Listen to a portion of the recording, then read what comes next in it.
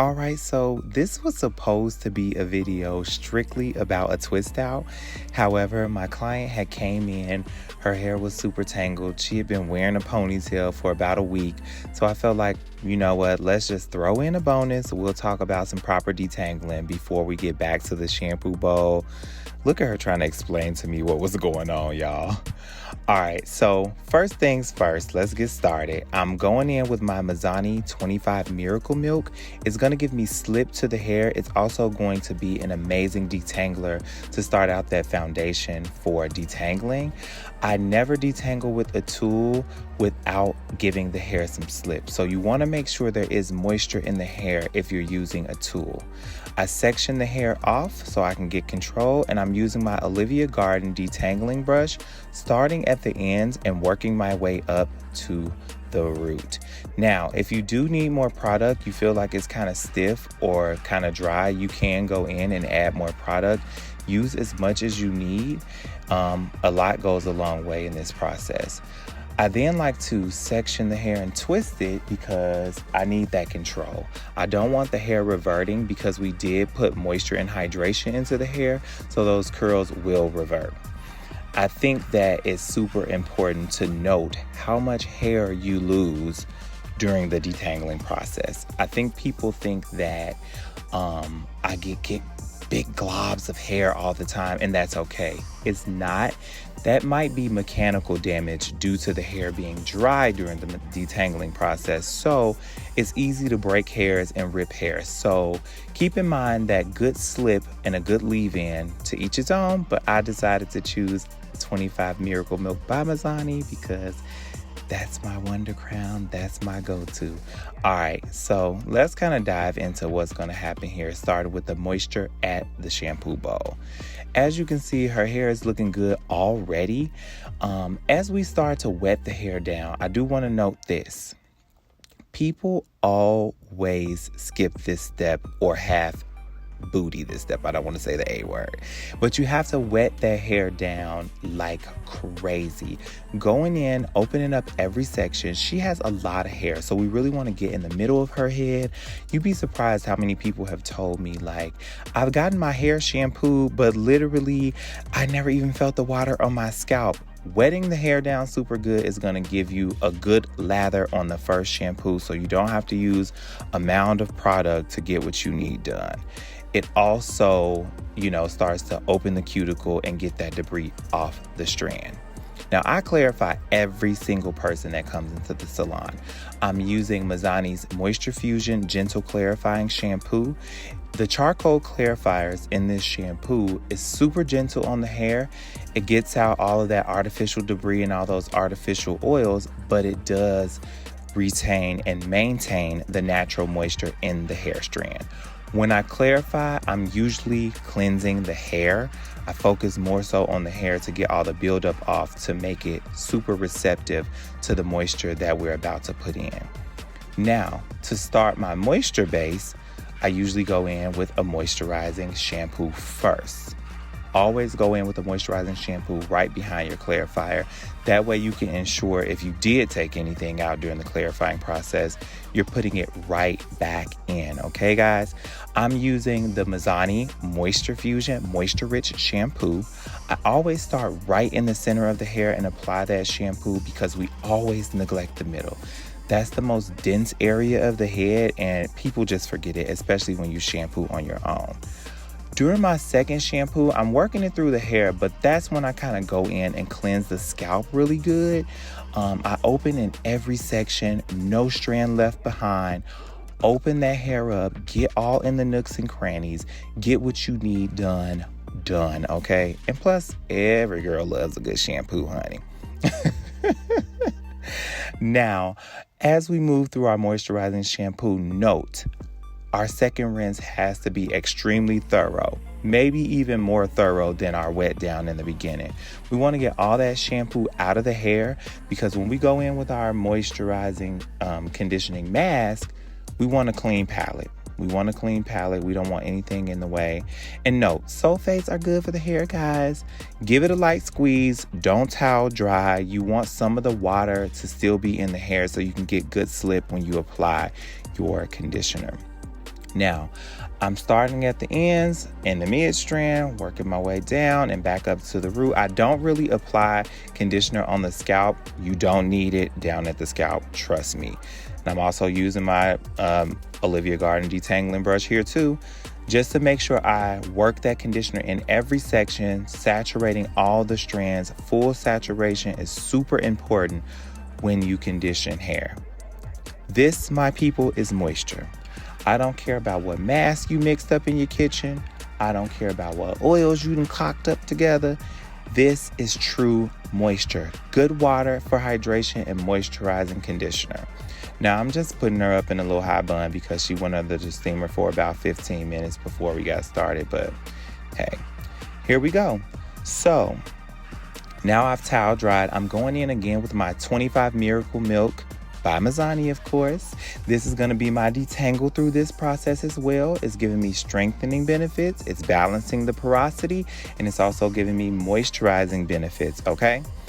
Now, I do detangle a little bit and section the hair off because I am going to do a pre-stretch blow dry just so I can get some control, and I feel like you can make really nice seamless curls when you do a little bit of a pre-stretch. Look at these curls. They are like ready for a wash and go. And that's only for moisture. We haven't even used any like whole products yet. So I'm twisting that hair away just to get it out of my way again. Twists are always my best friends when it comes to control. So yeah. Now, when I go in for my pre-stretch, of course, detangle, always be detangling, honey. And I use a little bit of tension at the ends, and I go in with my Dyson blow dryer. I love this blow dryer. It dries the hair really fast. It's not super hot, frying it out. And also that Miracle Milk gave me some heat protection for this blow dry as well. Now, I'm just stretching it a little bit because I want those micro textures still in there so I can have some fluff. But I do use a brush at the ends where it could be a little bit tangled. You know, that hair is old, so it may tangle. So I do smooth it out a little bit at the ends with a brush just so I don't get that reversion or tangle at the end. Now, as you can see, those micro textures are still in there. She still has volume and fluff, so she's not completely smoothed out. This part is super important. I always go in with a zigzag parting right behind the high point of the head. Note the high point of the head. I'll tell you a little about that later. But right now we're going to focus on this zigzag part, honey, okay? I use the zigzag parting because it gives a natural flow, a more organic parting, so that when it's time to close the lines and close any gaps or holes, it kind of happens on its own. And it also gives us a natural fall with the curvature of the head. So we always want to work with the curvature of the head. Don't work against yourself. Work smart and not hard, honey, okay? So I'm obviously going to twist the back of her hair back because I am doing flat twists. I'm sorry, I should have said that. I'm doing flat twists. I'm going to use the back and go back and the front and go forward. I am using my MIZANI foam wrap and my MIZANI curl enhancing lotion, and I'm going to layer the two. Never cocktail. So you start out with your foam wrap first, and that is going to give you the grip, which is hold, and it's also going to give you the fluff to swell those curls up so you can have some nice plump twists. It's almost like wetting the hair down a little bit, but you're not really wetting it. And then I layer over a pea dot size of that curl enhancing lotion because that's going to give me my slip, which is moisture. It's going to smooth out that consistency so I have nice, smooth, plump curls and I don't have a bunch of frizz. I also want to point out that when you twist, you want to have tension, but a little bit goes a long way. Just enough to keep the base, stretched and smooth so that you don't have like swelling too early on. That's going to help with style longevity, guys. This is going to make this twist out last because it's going to swell over time and not just look like a fro within like the first day. So here's a closer look of me applying the foam wrap first and then my pea size of curl enhancing lotion right over that. Note, when you go in for your twist and you start to feed in the hair, it's extremely important to make sure that all the hair that you feed in is balanced, meaning that they all feel like they're the same size. so that you can get consistency in your curls. You don't want like a fat one and then like a skinny one and then like another fat one. Like, we want this to look like it grew out of her head. I want the girls at work to be like, is that a wash or is that a twist out? But now, when you get to the ends, smooth those ends out because they can get a little, janky on us. And then a finger coil at the ends just to make sure we, stabilize the curl. Here is the end result before she went under the dryer. I did twist the right side back because I knew I was going to smooth that side back. I love a good ear tuck or one side tuck back. I'm just a fiend for that. Now let's talk about how we did that zigzag part behind the high point of her head. We did that to ensure that we get natural volume. So once her hair falls back into its, natural place, since we twisted against the way the hair grows, it's going to give us a natural lift and give us natural volume. So when we go in the end and we're trying to fluff this out and create our silhouette, it's already happening for us. Work smart and not hard, guys.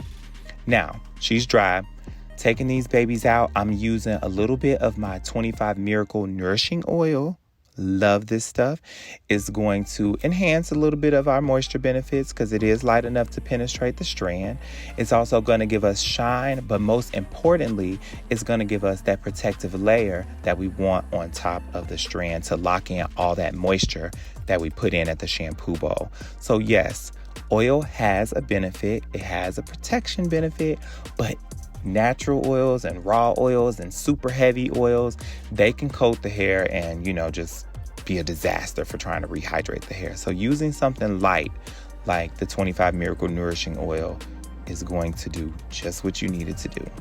When you take your twist out, make sure that you're not finger raking and disturbing the curls because you want this to last. Again, when you take the twist out, if your feed in on the twist was like consistent, they'll fall into individual lockets or curls on their own. So you don't have to do a whole bunch of work trying to separate the curls, and keep those fingers moisturized with that oil because it's going to give you that slip, honey. Now, I just wanted to show how the twists just kind of come apart and isolate themselves. So you don't have to do a bunch of work. Don't overthink it. I like to massage just a little bit at the roots so we can get some lift and start to close those lines. And as you can see, my definite part is there, but that natural volume is flowing just like we said. I got this from my girl, PEKELA Riley. Follow her at PEKELA Riley on Instagram. Yes, she taught me all of this. Look at those curls popping and fluffing. No crunch. Still got some shake. I am absolutely here for this. Yes. All right.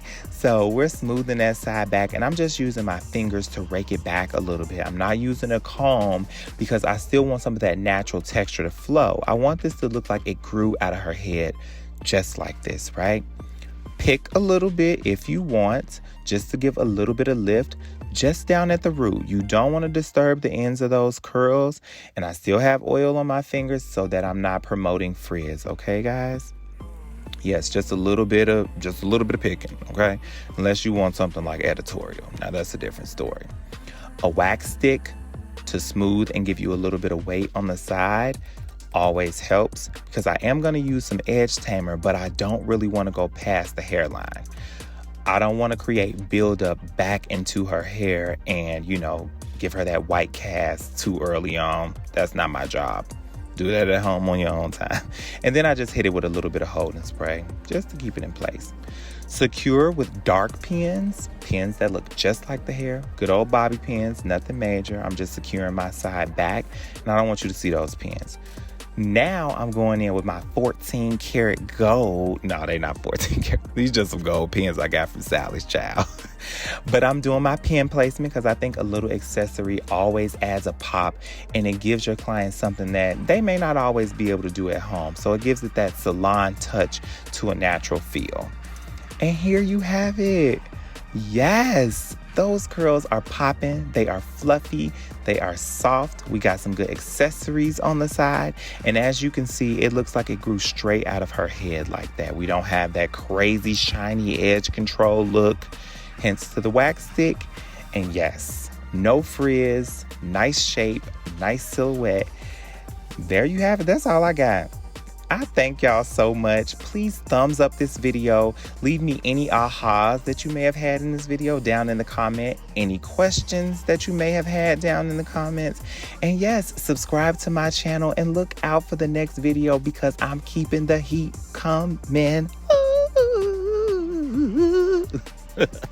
Thank you all so much. Have a good one. I love y'all.